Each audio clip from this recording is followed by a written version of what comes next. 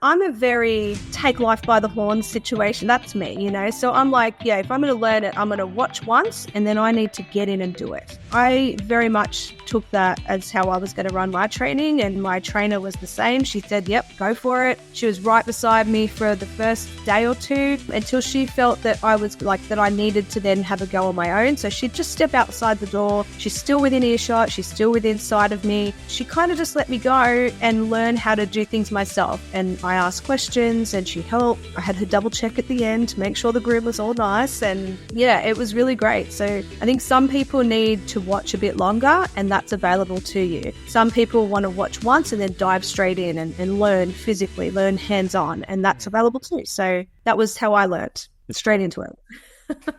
Thank you for joining us today, Colleen. We got you on because Jim sent the 30-day emails for all new franchisees, and you sent a really nice email saying you're very happy with the business and stuff like that, and he always forwards me those emails to contact people to get on the podcast to chat about your journey so far. So do you want to first start a bit about what were you doing prior to Jim's Dog Wash, and how's the first month been? So prior to this, I was a service department manager for a golf cart wholesaler. And yeah, I used to look after the on-road service technicians and where they went and their schedule and everything. And yeah, I guess that's really been quite helpful with scheduling my own days and where I'm going in all the different locations. But yeah, I've really enjoyed my first month. It's been a challenge. It's been something different, but I've really enjoyed it. What's been the challenge then for you in the first month? Has it just been the transition from employee to running your own business, or what's it been for you? Yeah, I think it's finding that balance between getting out there and getting the appointments and filling your day versus also having time for administration stuff as well, and just balancing that out. But I guess moving from working for an employee to then running your own business, there's always that worry factor that you're not going to get the bookings and am I going to have a full day? And the first week or so was a bit worrying, but quite frankly, I filled up really quickly. That's great to hear. And I was going to say as well, why did you choose Jim's Dog Wash? What were you looking at?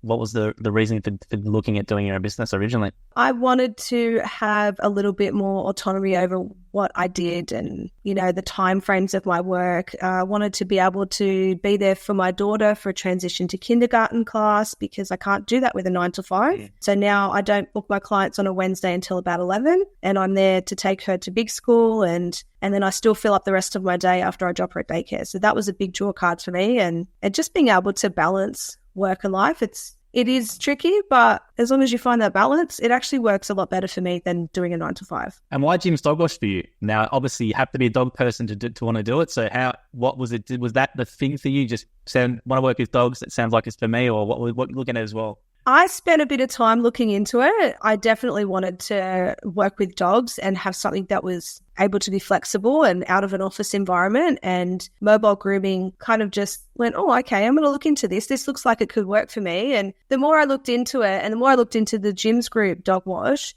it just seemed really supportive. You've got the backing of the head office and the call center. You've got your FSO there for you if you need any help. We have a group chat. So when something happens, I reach out and I'm like, I need help. Who's in the area? Who can swing by? And you know what? The whole group have been so friendly and so helpful. It was that. It was the support network. It's not just me standing on my own, running my own business. Yes, it is. But in the background, you still have a support network, which was a real big draw card for me. No, that's great to hear. And I was going to say about the training then. So you're coming from a completely unrelated field to this. It could be quite daunting. You're like, I want to work with dogs, but then you might see stuff on YouTube and see these professional groomers have been doing it for many years, and it can be quite intimidating. So how was the training process for you in getting to you at a stage where you can operate yourself? Yeah, I really appreciated the twofold training. For starters, I'm coming in to run my own franchise. How do you do that? You get 4 days down in Melbourne to do training on that, which was really great. And then the 2 weeks on-job training with your trainer out in the field in your own trailer so that you're familiar with all your own equipment. That was really great. I do have a little bit of experience because I have a husky of my own, so a lot of that helps. That definitely helped. But yeah, the training was great. And my trainer, even though that's done now, she's still there if I need her. I just shoot her a message or ask her, how do I do this? And, she's been great. So there's always support there. And now, what is that of interest? Where does someone start it? So you're there day one, like is there something where you're just watching him do it, or they're explaining to you about different equipment? Or what's the training process for that 2 weeks? Or how do you learn in that period? So I think it really depends on the person. I'm a very take life by the horns situation. That's me, So I'm like, yeah, if I'm going to learn it, I'm going to watch once and then I need to get in and do it. So I very much took that as how I was going to run my training, and my trainer was the same. She said, yep, go for it. She was right beside me for the first day or two until she felt that I was that I needed to then have a go on my own. So she'd just step outside the door. She's still within earshot. She's still within sight of me. And she kind of just let me go and learn how to do things myself. And I asked questions and she helped, and I had her double check at the end to make sure the groom was all nice. And yeah, it was really great. So I think some people need to watch a bit longer, and that's available to you. Some people want to watch once and then dive straight in and learn physically, learn hands-on, and that's available too. So that was how I learned, straight into it.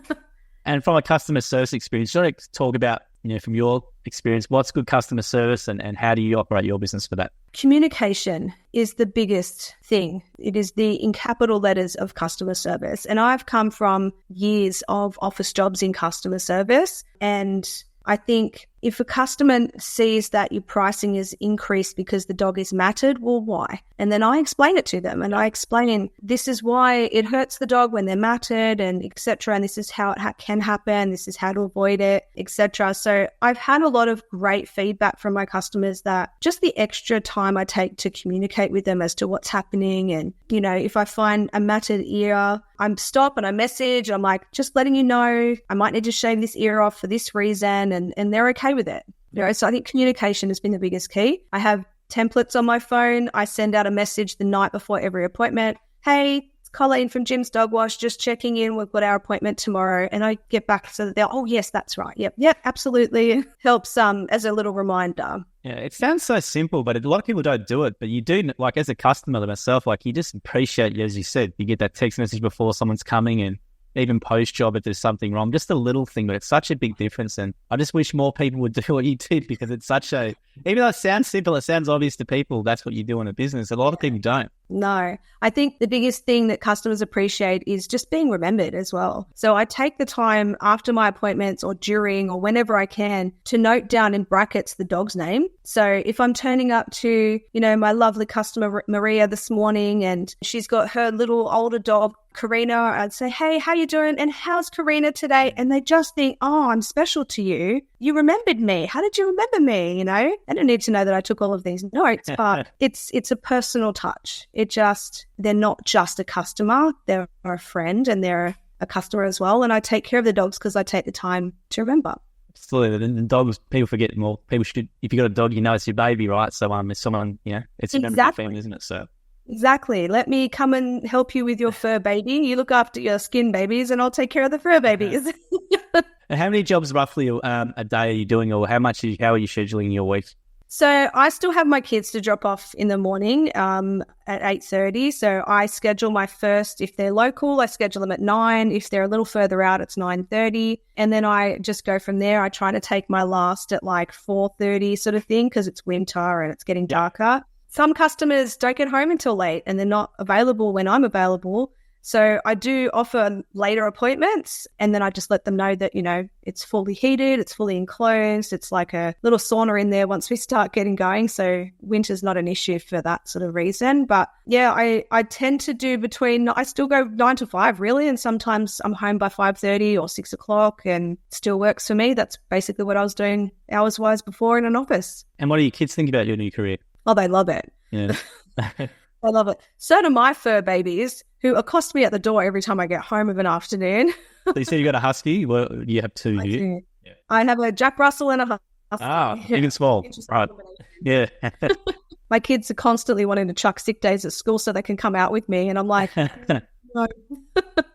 That's good. And have they noticed a change in you maybe overall? Like, are you more happy, you think, doing this, or about the same, or how's the difference for you been that way? Yeah, I think I'm probably a little bit the same to start with. I mean, I'm only, 5 weeks into it at this point, out on my own. But just being able to come home, do a quick clean, and then that's it. And I make a point of stopping, and I wait till after bedtime to do any computer work, because then, they still need their mum as well. And that seems to work for us.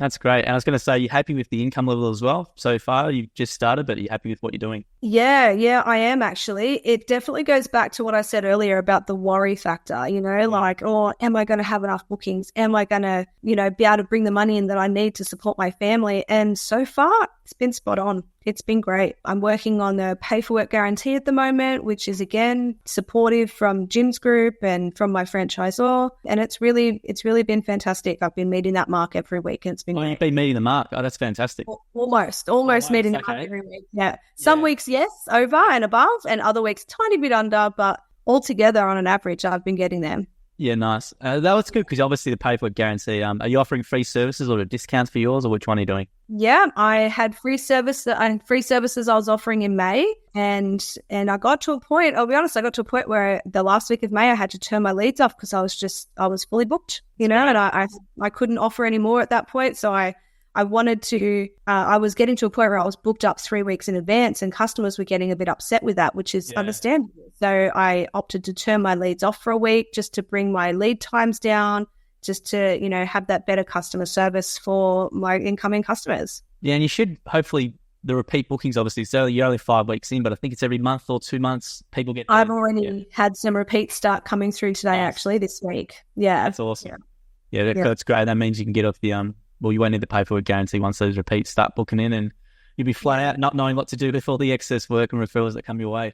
Honestly, I'm not even worried about that anymore. 5 weeks in and I've lost that worry factor because I've already got bookings into August. That's great. Yeah. And I was good. Yeah. Well, and going into the business, is there something like knowing that now that you'd advise maybe someone looking at maybe doing what you've done? Is there any advice? Like, is there anything that you found that would help someone else in regards to what you've been doing?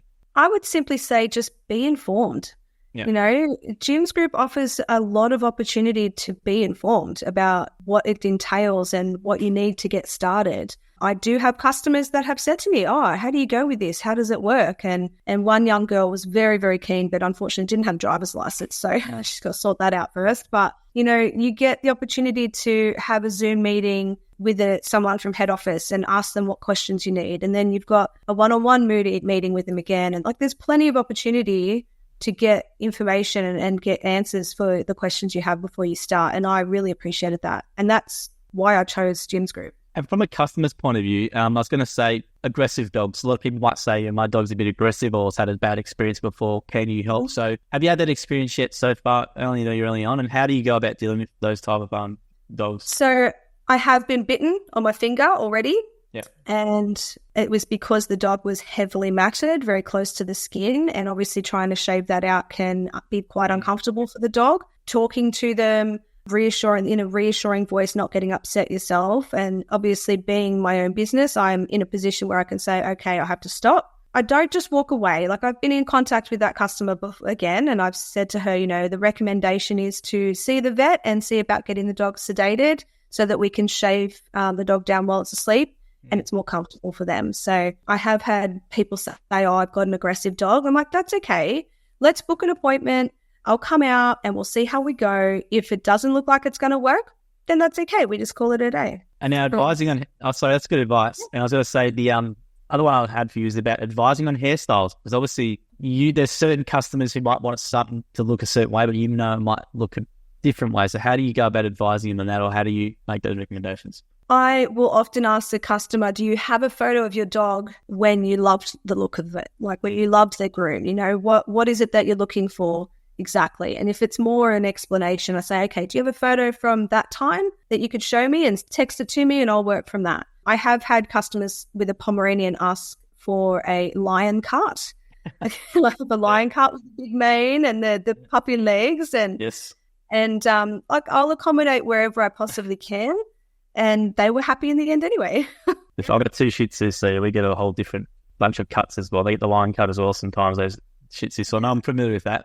And I was going to say as well, the products that you use. Now, it's always interesting to people, what sort of products, is there particular types of shampoos, or is there any sort of, obviously they're all animal friendly, but what brands, or is there anything people should consider when it comes to the shampoo? Is there much of a difference actually, even at all? It very much depends on the skin and the coat of the dog. I use Petway pet care products, and they've been great so far. They've got a gentle wash for sensitive skin as well, and I've used that on a few dogs with sensitive skin or eczema and things, and it seems to, work quite well. You obviously, you're not restricted as to what products you can use as long as they're animal safe products. Some customers have requested Malaseb, which is, a medicated shampoo for dogs with specific skin problems. If they don't have it themselves to use, and obviously you've got to keep in mind that if they say, I've got this bottle here, I always check the date, make sure it's still, I'll ask them to check the date before I come out. But if not, then yes, you can have all these different types of shampoos. But quite frankly, just the everyday I've been using has been quite good, having good results. Yeah. And the doggy colognes. I love the doggy colognes. Yeah, the cologne have been, yeah. I've seen, I think Hannah and Costa in Sarasota, I saw a blueberry facial they were giving a dog. I've seen a few things I didn't even know that existed. Yes, I'm looking forward to getting into the blueberry facials. I'm actually hoping to do a little, July giveaway with the blueberry facial. Yeah. What's your Facebook page? So what can people follow to get on? Jim's Dog Wash Gledswood Hills. There we go. Facebook page, yes. And the dog cologne as well. So that's a big thing now, is it? Post-groom, post-wash people? Yeah. So once they're fully washed and fully dry, we spritz on a little doggy cologne. It's like that new car smell, but it's a new dog smell. And I like to put on I have a girly girl one, which is very florally for the girls, and coconut, it's like coconut cabana or something for the boys. They smell like a pina colada. It's great. And then there's the baby powder one, and I've tested them on my dogs, and they last a good 2 to 3 weeks, and my dogs still smell great. So I love those. I was going to say as well, the trailers themselves, you mentioned before, obviously the trailers, everyone thinks, is it cold, is it damp, or is it going to be warm enough, is it cold water? Do you know what I mean? Just talk about the trailers themselves and how comfortable it is for the dog. So I obviously started my training when it was still a bit warmer, and then I've gotten right into doing it on my own during the colder months now. So this last month, it gets foggy in there. It gets so toasty warm. As long as if there's a cold breeze, I'll shut the doors, and the customers are okay. If they question it, I let them know why. And I just say, I'm just going to close the door because that cold breeze with your dog that's wet, it's not going to be comfortable. We close the door, and there's a great heater. The water is warm. You can set temperatures. You check it, and some of my dogs end up like steaming. They're just so nice and toasty warm when they come out of the bath. And then the dry is heated as well. So they get a warm bath and a warm dry down. Yeah. And I can't complain. Like, I don't wear my jacket when I'm working because it's so toasty in there. You don't need it. And how do you find working the trailer itself? Because it is a confined space. So how do you go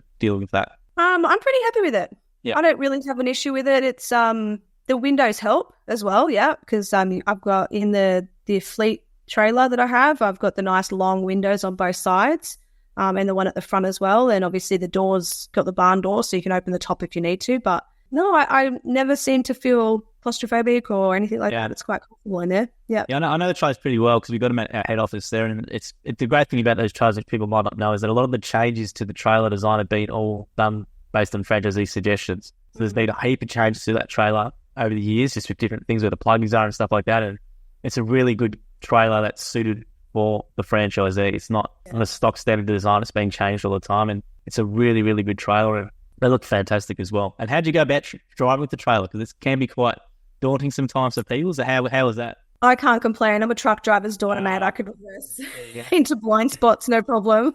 There you go. Some people are the opposite, so I'm glad to hear that you had with them as well. Well, you know what? When you start your franchise, they offer you training on how to reverse as well. So that's right there. But I've often had customers, say to me, oh, you can just drive in if you like. And I'm like, well, I prefer to reverse in because then I can drive out into the street. And they'll stand back and watch and then applaud me at the end of it. They're like, wow. So I've had a couple giggles with some customers about that too. That's fantastic. And with your business, what's your plan? Do you just want to get to the regular business, work around your family, or do you plan on expanding it? Or what do you want to do with your franchise? Oh, it's all a bit too new at the moment. I'm just looking for flexibility with my family and just to, build a great customer base and see where it takes me. We've already got 5 weeks and you're nearly there already. So well done. Yeah, thank you. No worries. Well, Colleen, thank you very much for joining us today on the podcast. As we said at the start, Jim sent 30-day email to all new franchisees and you responded with a nice email. And it was great to hear your success already. So it's a really good one and hopefully good motivation for people to maybe do what you are doing. And if they've got a family as well, how it can work around them. So we appreciate your time today. Thank you very much. Thanks. Thank you for listening to the episode of the Gyms podcast. If you want to learn more about the Gyms Group, head to gyms.net or call us on 131 546 Australia or 0800 454 654 New Zealand.